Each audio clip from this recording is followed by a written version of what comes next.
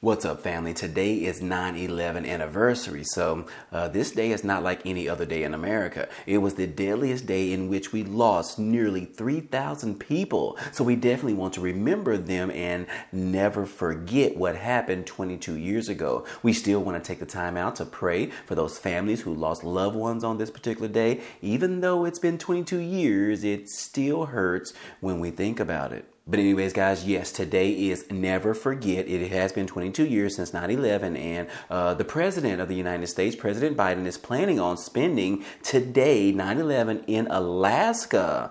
As you can see right here, guys, it says that Monday marks the 22nd anniversary of the 9/11 terrorist attack that brought down the World Trade Center in New York City. It also hit the Pentagon in Virginia and a field in Shanksville, Pennsylvania, with a trio of jets piloting by the suicidal Islamic maniacs.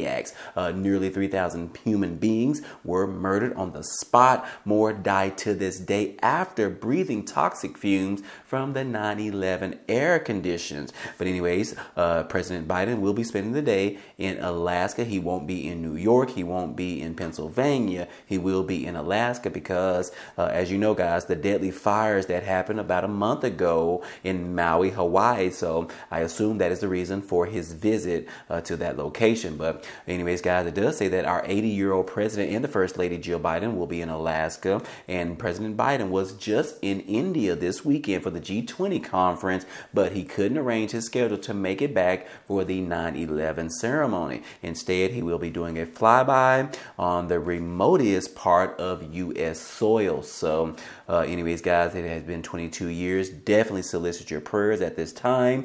And hopefully, guys, you and myself will never forget this day, September the 11th.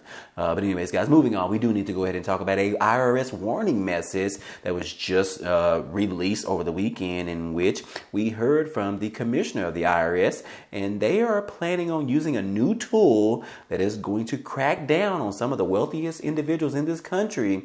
And yes, guys, we are talking about artificial intelligence, or better known as AI. Yes, guys, this has been a term that has been thrown around over the internet and in conversations with random people that you don't really know. As of recently, guys, the IRS has stated that they will now start using AI to crack down on wealthy potential tax violators. Yes, guys, it says that the latest artificial intelligence area of use is going to be for tax collection among the nation's wealthiest Americans. Anyways, guys, the IRS said that it will start using AI and other tools to detect tax violations by high-income earners and large business partnerships. The IRS said on Friday that it leveraged AI to open investigations into 75 of the largest partnerships in the United States that each have more than $10 billion in assets on average. Machine learning tech helped identify the targets, which include hedge funds, real estate investment partnerships, and law firms, while seeking threats to the tax system in a segment that's historically seen limited scrutiny over time. But anyways, the IRS is prioritizing cases involving taxpayers with incomes above $1 million, but tax debts of more than $250,000. It said around 1,600 taxpayers fall under this particular category, and it says that they owe hundreds of millions of dollars in taxes. And Danny, which is the IRS commissioner, said in a statement that the new effort to hold some of the wealthiest filers accountable was made possible through the Inflation Reduction Act funding. Because if you guys don't recall, that President Biden, as well as lawmakers, approved of around $80 billion to be given to the IRS so that they can update their systems and potentially go after those individuals that continue to evade paying their fair share in regards to taxes. So anyways, guys, the commissioner said that the pre-IRA years of underfunding led to the lowest audit rate of wealthy filers in our history. And he said in a statement that, look, I am committed to reversing this trend, making sure that new funding will mean more effective compliance efforts on the wealthy Americans. And he said there will be no change in audit rates among the middle and the low income filers for years to come. So anyways, guys, I will tell you to trust this with a grain of salt, because using AI, guys, they might actually be able to go after everyone, including the wealthiest individuals, the middle class, as well as our low income families. So guys, like I said, take this with a grain of salt. We don't necessarily know how this is going to actually play out, but they're giving us a warning message right now versus later that AI will now be in charge in regards to figuring out whether or not you are evading your taxes. So anyways, guys, if you do, tell your friend about this as well as share this video with them. But anyways, guys, I definitely want to let you know that information today. Moving on, guys, I did find this particular article and I want to get your take on this. I want to see how you feel about this. But they are saying that over 75% of voters want the maximum age limit for elected officials, according to the recent poll numbers. It says that over 3/4 of Americans think that there should be a maximum age limit for elected officials, according to a CBS News survey. It says that the poll comes as attention towards the age of politicians has been in the spotlight after several incidents as of recently, including Senate Minority Leader Mitch McConnell, in which you guys know I showed it on this channel, where he pretty much was freezing in front of reporters, and ongoing concerns about President Biden's age in regards to having dementia. But anyway, 77% of those surveys said that there should be a maximum age limit for elected officials, meaning that after they reach a certain age, they are not permitted to hold office any longer. And just as a side note, guys, did you guys see that Nancy Pelosi is running again for the Senate?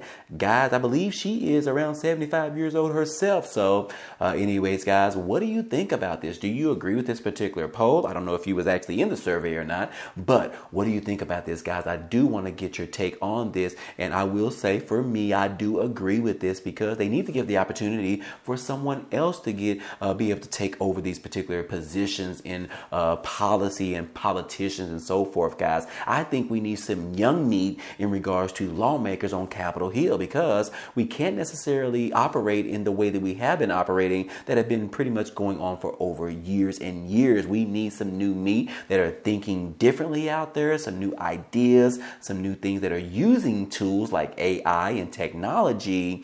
And yes, guys, I agree with this, guys. I believe that the age should be around 55 or 60 years old. I believe that should be the age limit. But what do you think about this, guys? Do you agree with the poll for starters? And also, if you do agree with the poll, what age do you think that they should have to retire from these particular positions?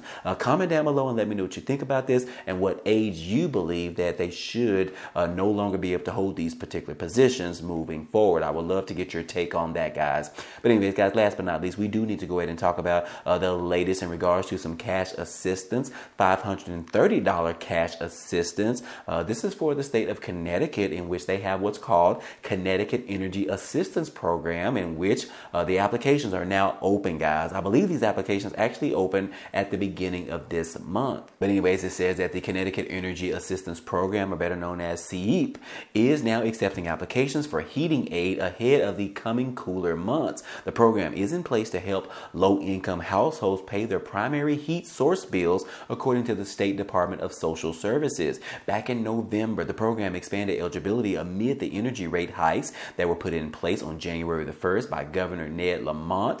He utilized an additional $30 million from the American Rescue Plan Act to help mitigate what he called unusually high energy prices. However, income eligibility for this year has since increased by 4.5% across the board from last year's expanded eligibility criteria. What this means is that the average qualifying household income has gone up, and fewer people are currently eligible for the program. But since the hike, guys, Eversource and United Illuminating, the two major energy providers in the state of Connecticut, they said that they have cut energy prices more than 20% and 10% respectively, as it is typical for summer energy pricing to be reduced. November the 1st, guys, is the first day that Connecticut residents' fuel deliveries can be paid for by the program. And here's what you need to know about the particular program, as well as the applications and whether or not you are eligible. It says that Connecticut residents are eligible if they have Social Security number or they meet one of the following pieces of criteria. Number one, currently receiving another kind of aid such as a SNAP program or a TANF program or the SSI benefits or SSDI benefits, or if you are disabled, or if you receive refugee cash assistance, you could be eligible for this particular CE program. Also, if you fall within the income criteria listed below in this particular chart, which looks like this article is not even showing the chart, but anyways, guys, it does say that eligible Connecticut residents can apply online via the DSS website, or they can apply by email, by mail, or by phone, or even in person to their regional community action agency. And anyways, residents will need to present their most recent heating and water bills or a copy of their rental lease showing utilities, including the rent. Applicants who are applying by meeting income criteria will need to present proof of income via either documents listed online. But anyways, guys, these particular applications will remain open until May the 31st of next year. So you have a lot of time, guys, in order to fill out this application to see whether or not you can be approved for this energy assistance program, which I believe it is providing around $530. But it does say right here that financial assistance towards Connecticut residents' heating bills can range anywhere between $180 up to $530, depending on your household income, per the Department of Social Services website. So anyways, guys, you definitely want to check that out. If you live in Connecticut, this is an opportunity to get your heating, electric bill paid for by the state. This is a huge program that was pretty much approved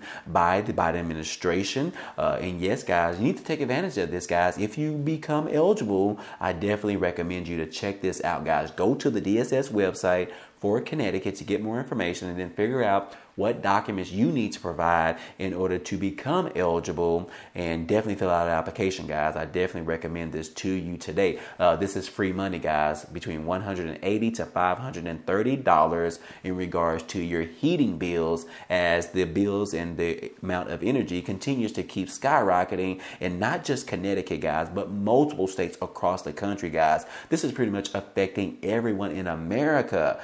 So anyways, guys, I definitely would encourage you, check out that when you get an opportunity. But other than that, guys, hey, that's all I have for you today, and I hope all this information in this video was helpful to you today. Well, anyways, guys, that's all we have for you today, but feel free to check out some of the items down below in the description. There are a couple of opportunities for you to earn some free money or some free cash, such as signing up with Webull, where they're giving away 12 free stocks after you deposit at least $1. Now, the good thing about it is that those 12 free stocks can still be worth $3,000. And yes, guys, it is a great opportunity. The link will be down below. If you want to, you can cash those stocks in and withdraw your money, or you can leave those stocks in your brokerage account to start your investing journey. So either way, guys, it is a great opportunity. Check out the link down below. Also, I will solicit you to support me on my new YouTube channel, in which I have recently launched it a few weeks ago, and I would love for you to go over and subscribe to the channel, as well as check out some of my latest videos right here on the screen. I would definitely love to get your support over there, and also if you get a chance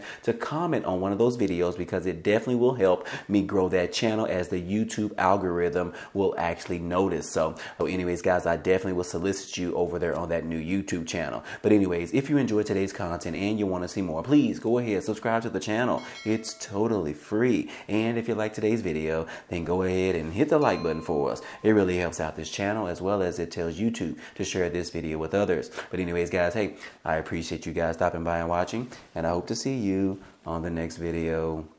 Peace.